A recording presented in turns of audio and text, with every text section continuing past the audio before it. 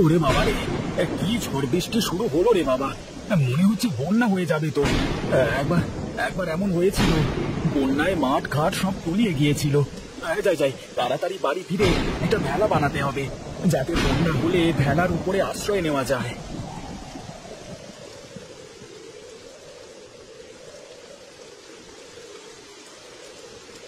গিন্নি, বলি ও গিন্নি, কোথায় গেলে তুমি? একটু এদিকে এসো তাড়াতাড়ি। ঝড় বৃষ্টির মধ্যে তুমি বাইরে দাঁড়িয়ে আছো কেন? ঘরে এসো। না গো গিন্নি, ঘরে আর যেতে পারবো না। আসবার সময় দেখে আসলাম নদীর অবস্থা খুবই খারাপ গো, আর বৃষ্টি থামবার তো কোনো নামই নেই। তুমি এক কাজ করো, ঘরের মধ্য থেকে কাঁচিটা দাও। কেন এই ঝড় বৃষ্টির মধ্যে কাঁচি কি করবে? তোমার কোথাও যেতে হবে না ঝড় বৃষ্টির মধ্যে, তুমি ঘরে এসো। আমি তোমার কাছে কাঁচি চাইলাম, কাঁচিটা দাও বেশি না বুঝে। তার আগে তুমি আমাকে বলো তো, তুমি এই বৃষ্টির মধ্যে কাঁচি দিয়ে কি করবে? চারপাশের যা অবস্থা, তাতে নিশ্চিত বোঝা যাচ্ছে বন্যা হবে। আর বন্যা হলে যাব কোথায়? এমনিতেই আমরা নিচু জায়গায় থাকি, বন্যা হলে সবার আগে আমাদের ঘর তলাবে। তুমি আমাকে কাঁচিটা দাও, জমি থেকে কলা গাছ কেটে কলা গাছের ভেলা বানাতে হবে। আচ্ছা তুমি দাঁড়াও, আমি এক্ষুনি দিচ্ছি।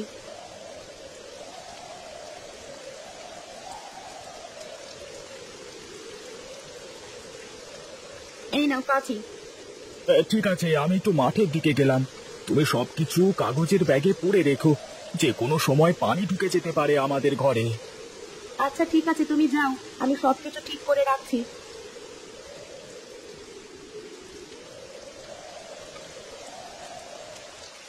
কি ব্যাপার নিতাই, বাইরের কি অবস্থা? বৃষ্টি কমলো? না বাবু, বৃষ্টি কমার কোনো নামগন্ধ নেই। সেই সকাল থেকে বৃষ্টি হয়েই চলেছে। নদীর কি অবস্থা একবার দেখবার দরকার তো। কি করি তাই তো ভাবছি। আপনি চিন্তা করবেন না, আমি লোক পাঠাচ্ছি, তারা গিয়ে দেখে আসবেন নদীর কি অবস্থা। এই ঝড় বৃষ্টির মধ্যে কি কেউ যেতে চাইবে নাকি নদীর ধারে? যেতে তো চাইবে না, কিন্তু রোকরা খরচ করলেই খবর পাওয়া যাবে বাবু। আচ্ছা আচ্ছা, এই নে টাকা, তুই একবার গিয়ে আমাকে সব খবর নিয়ে এসে দে। এই ঠিক আছে জমিদার বাবু, আপনি বসুন, আমি দেখছি।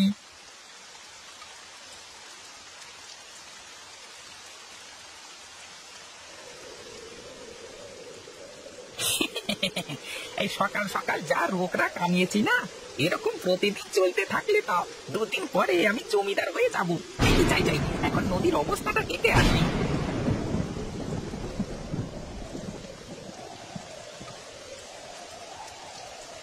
কি ব্যাপার, তুমি কলা গাছ কাটছো কেন ঝড় বৃষ্টির মধ্যে? সে কথা বলেন না ভাই, যে কোনো সময় বন্যা হতে পারে। নদীর অবস্থা খুবই খারাপ, নদী একদম ভরে গেছে। যে কোনো সময় নদীর পানি গ্রামের মধ্যে ঢুকতে শুরু করবে। কি বলিস, বন্যা হবে? তাই তো মনে হচ্ছে। আগে থেকে সতর্ক হয়ে থাকা ভালো। বৃষ্টি থামবার কোনো নামগন্ধ নেই। এভাবে যদি আরো কিছুক্ষণ বৃষ্টি হতে থাকে, তাহলে খুব তাড়াতাড়ি সারা গ্রাম ডুবে যাবে। তাই আগে থেকে কলার ভেলা বানিয়ে রেখেছি। চুপচাপ বসে না থেকে তাড়াতাড়ি যাই, বন্যার কথা বলে নৌকা বানানোর জন্য মোটা টাকা হাতানো যাবে। বুদ্ধি বুদ্ধি ভাই, আমার বুদ্ধি হেভি।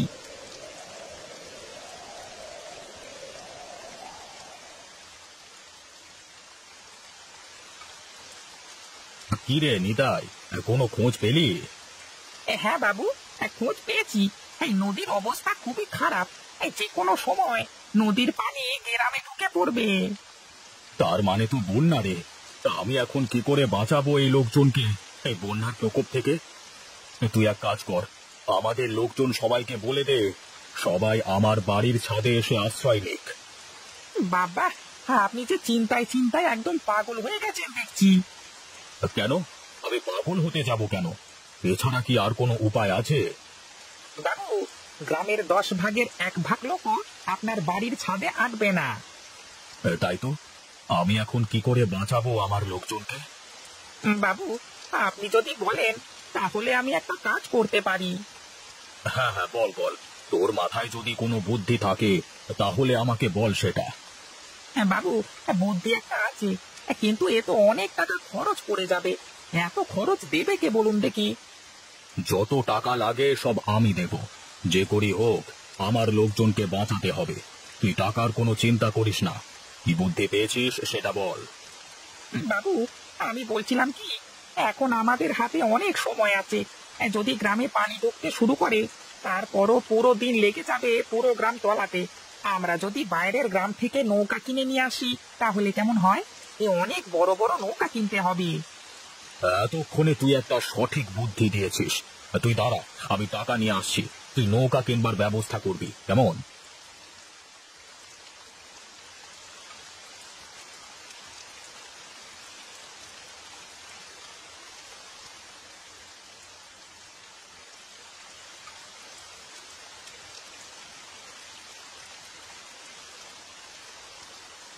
এই নে, এই ব্রিফকেসে অনেক টাকা আছে।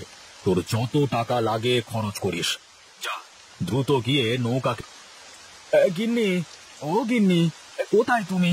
দাটা নিয়ে একটু বাইরে এসো তাড়াতাড়ি।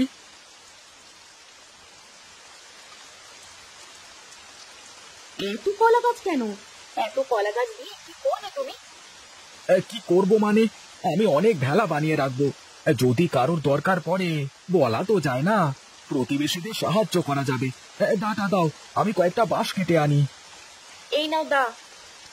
তোমার বাড়ির প্রয়োজন নেই, এই সমস্ত জিনিসপত্র সব গুছিয়ে রেখেছো তো?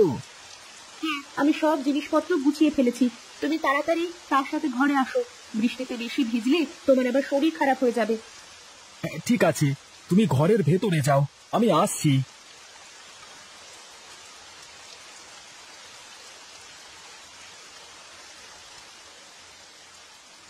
গিন্নি, দেখো আমার হাতে কি। কি আবার হবে? জমিদারের ফালতু কাগজপত্রের বাক্স ছাড়া? হ্যাঁ না গো গিন্নি, এই ব্রিফকেস ভর্তি টাকা।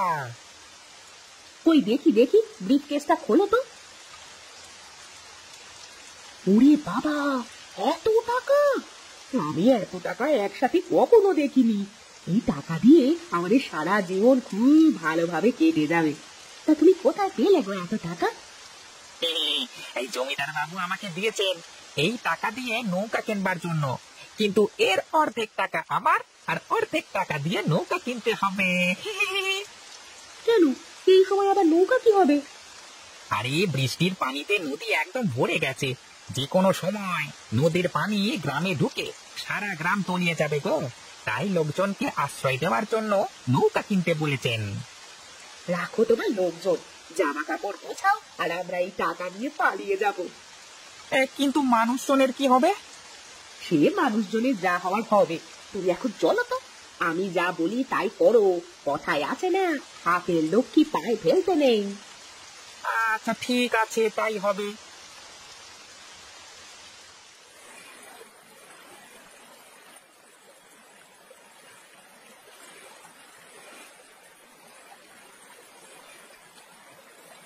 এই গোপাল ভাই, গোপাল ভাই, এদিকে এসো ভাই, আমাদেরকে তুমি নিয়ে যাও। গিন্নি, তুমি ভেলা নিয়ে এখানে থাকো, আমি একটা ভেলা ওদেরকে দিয়ে আসি। না, তার কোনো দরকার নেই। তুমি ওটাকে বলো সাঁতরে এসে একটা ভেড়া নিয়ে যেতে। হ্যাঁ হ্যাঁ, তাই করি, সেটাই ভালো হবে। এই সুজয় ভাই, তুমি নেমে এসে একটা ভেলা নিয়ে যাও, তুমি তো সাঁতার পারো। আচ্ছা ভাই, তুমি ওখানেই থাকো, আমি আসছি।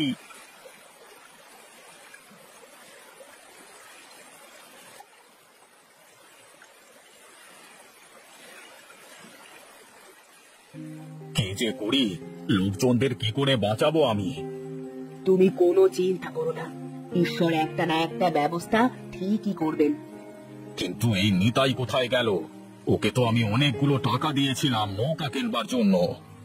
ওই ব্যাটা ভেগেছে মনে হয়। এতগুলো টাকা ওর হাতে দেওয়া একদম ঠিক হয়নি।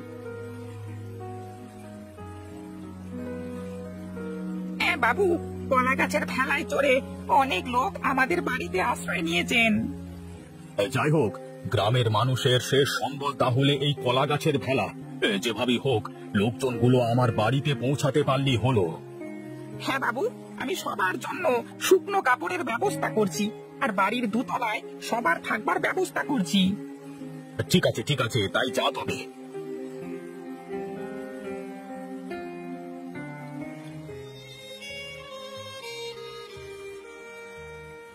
জমিদার বাবু, গ্রামের মাঝখানে অনেক লোকজন ফেঁসে আছে, সব ভেলা নষ্ট হয়ে গেছে।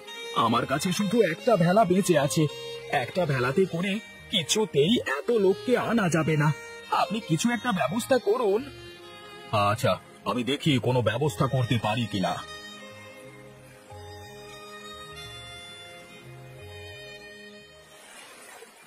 বাবু, আমি এসেছি।